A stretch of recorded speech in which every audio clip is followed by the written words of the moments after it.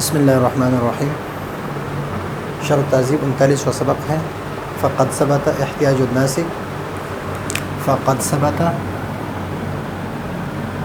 احتیاج الناس إلى المنطق في العصمة عن الخطأ في الفكر بثلاث مقدمات.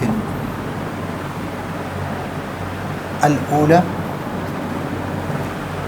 أن العلم إما تصور أو تصديق، والثانية أن كل منهما إما أن يحصل بلا نظر أو يحصل بالنظر،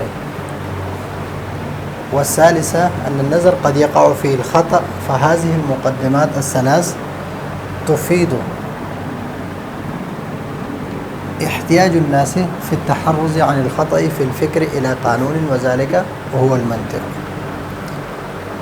یہ ایک اعتراض کے لیے جواب ہے، وہ یہ ہے کہ ہمارا کام تو ہے کہ احتیاج المنطق اور منطق کی تعریف اور منطق کی موضوع اور غرض، لیکن یہاں پر پہلے ذکر کیا تصور کو اور تصدیق کو، پھر ان کے دو قسموں کی طرف تقسیم ہے کہ تصور بدیہی اور نظری، تصدیق بدیہی اور نظری، اور پھر اس میں ذکر ہے کہ احتیاج تفید احتیاج الناس فی التحرز عن الخطأ. یہ مقدمے کہ ان النظر قد يقع فيه الخطأ، ان النظر قد يقع فيه الخطأ. تو اس میں یہ تین مقدمات ہیں، پہلے میں تصور والتصدیق، دوسرے میں کہ بدیہی و نظری، تصدیق بدیہی و نظری، اور تصور بدیہی و نظری. اور پھر اس تصور نظری میں جو نظری ہے، نظری اس کو کہتے ہیں کہ ما یحصل بلا نظر او یحصل بالنظر، جو نظر کے ذریعے سے حاصل ہے. تو نظر اور فکر جو ہے وہ ترتیب امور معلومہ ہے، اور اس میں کبھی کبھی خطا واقع ہو جاتی ہے. تو اس خطا سے بچنے کے لیے جب خطا واقع ہو جاتی ہے تو احتیاج الی المنطق کو بیان کیا. تو اس وجہ سے جو اعتراض ہے کہ یہ تین مقدمات کہ آپ نے پہلے تصور کو اور تصدیق کو بیان کیا، علم کو تقسیم کیا کہ علم تصور تصدیق ہے، پھر تصور اور تصدیق کو بیان کیا کہ اس کے دو قسمیں ہیں، اور پھر یہ بیان کیا کہ نظر اور فکر میں غلطی واقع ہو جاتی ہے. تو یہ اشتغال بما لا یعنی ہے، ایسے کام میں مشغول ہونا ہے جس کا کوئی فائدہ نہیں ہے. تو اس کا جواب یہ دیا کہ ہم نے فقط ثبت، یا سے ثابت ہو گیا احتیاج الناس الی المنطق فی العصمۃ عن الخطأ فی الفکر. یہ ثابت ہو گیا کس سے؟ ہمارا کام تھا احتیاج الی المنطق. جب احتیاج الی المنطق ثابت کیا تو احتیاج الی المنطق کے ساتھ ساتھ اس کی تعریف اور اس کے موضوع کو بھی ذکر کریں گے. تو اس وجہ سے بثلاث مقدمات، تین مقدمات کے ذریعے سے احتیاج الی المنطق کہ منطق کی طرف احتیاج، فی العصمۃ کہ بچ جائے، عن الخطأ خطا سے، فی الفکر فکر میں. اور یہ تین مقدمات ہیں. سب سے پہلے ہم نے علم کو تقسیم کیا کس کی طرف؟ تصور اور تصدیق کی طرف. کہ علم کیا ہے؟ العلم اما تصور و اما تصدیق. علم یا تصور ہے اور یا دوسرے مقدمے میں ہم نے اس کو تقسیم کیا تصور کو اور تصدیق کو دو قسموں میں، کہ تصور بدیہی اور تصور نظری، اور اس کو بھی تقسیم کیا بدیہی اور نظری کی طرف.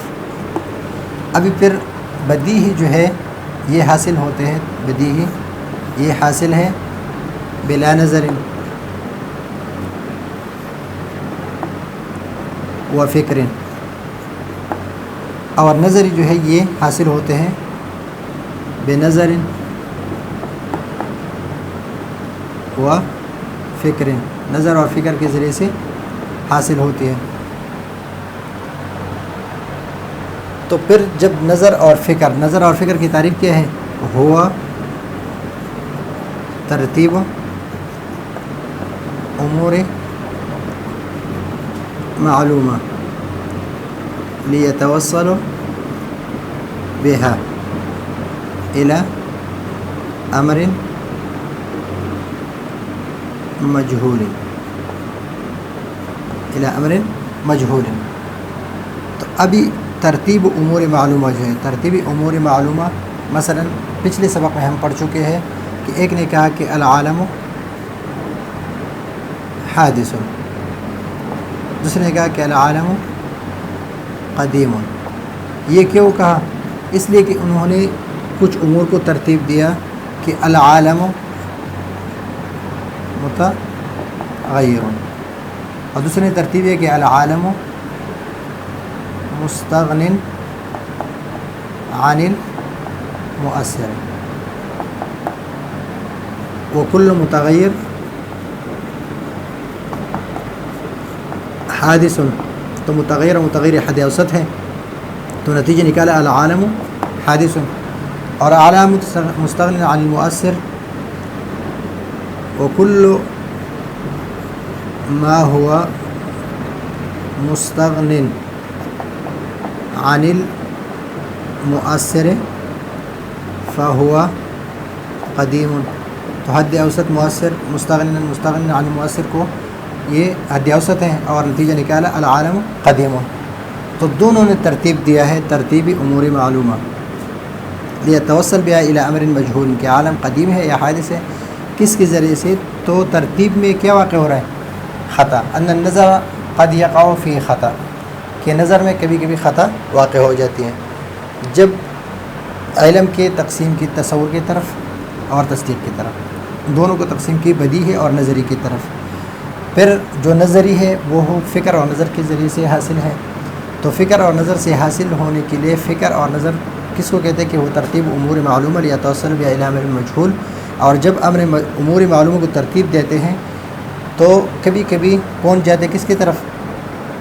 حدوث عالم کی طرف، کبھی کبھی پہنچ جاتے ہیں قدم عالم کی طرف.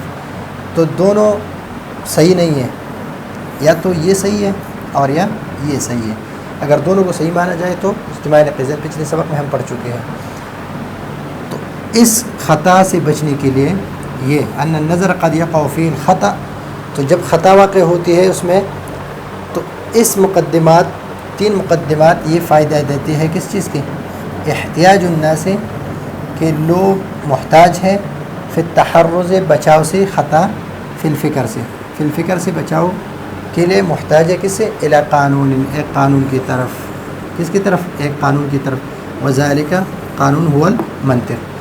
تو اس وجہ سے یہ 3 مقدمات، پہلے علم کے تقسیم کی، تصور و تصدیق کی طرف، پھر اس میں بدیہی اور نظریے کی طرف تقسیم، اور پھر اس میں نظر میں خطا واقع ہوتے ہیں. تو ان مقدمات کو پہلے اس لیے ذکر کیا تاکہ احتیاج فی المنطق ثابت ہو جائے، اور پھر منطق کی تعریف ذکر ہو، اور پھر اس کے موضوع ذکر ہو.